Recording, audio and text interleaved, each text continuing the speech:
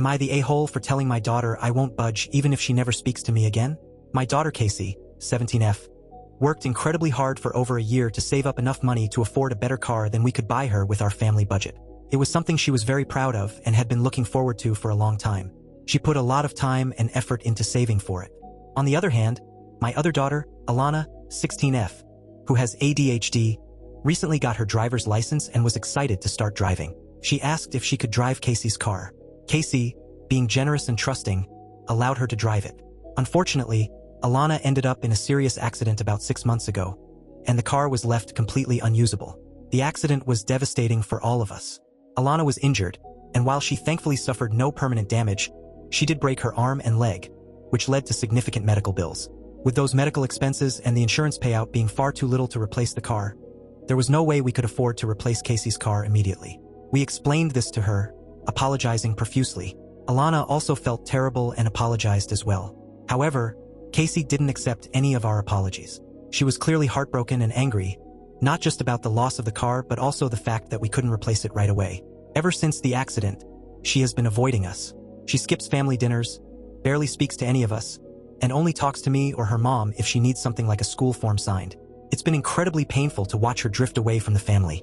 I finally begged Casey to come to a family therapy session so we could work through these issues, and after some persuasion, she agreed, but only under the condition that Alana wouldn't be present. During the therapy session, Casey was very clear about her feelings. She said she wouldn't resume a normal relationship with us unless we replaced her car, which realistically isn't going to happen until next year due to our financial situation. When the therapist asked how Casey expected us to manage that, she suggested we make Alana work to earn the money for the replacement car. While I understand her frustration and desire to have her car back, the issue is that Alana has severe ADHD and already struggles to manage her schoolwork. Making her get a job, especially during the school year, could have significant negative effects on her academic performance and future opportunities. When I explained this to Casey, she was unsympathetic and said, "Well, she should have thought about that before destroying my car. I don't care. I'm not going to speak to any of you until my car is replaced." I responded by telling her that while she was free to make that choice, I wasn't going to permanently harm her sister's future just to get her a car earlier. My wife is in agreement with me, but she's also deeply afraid that Casey might never speak to us again.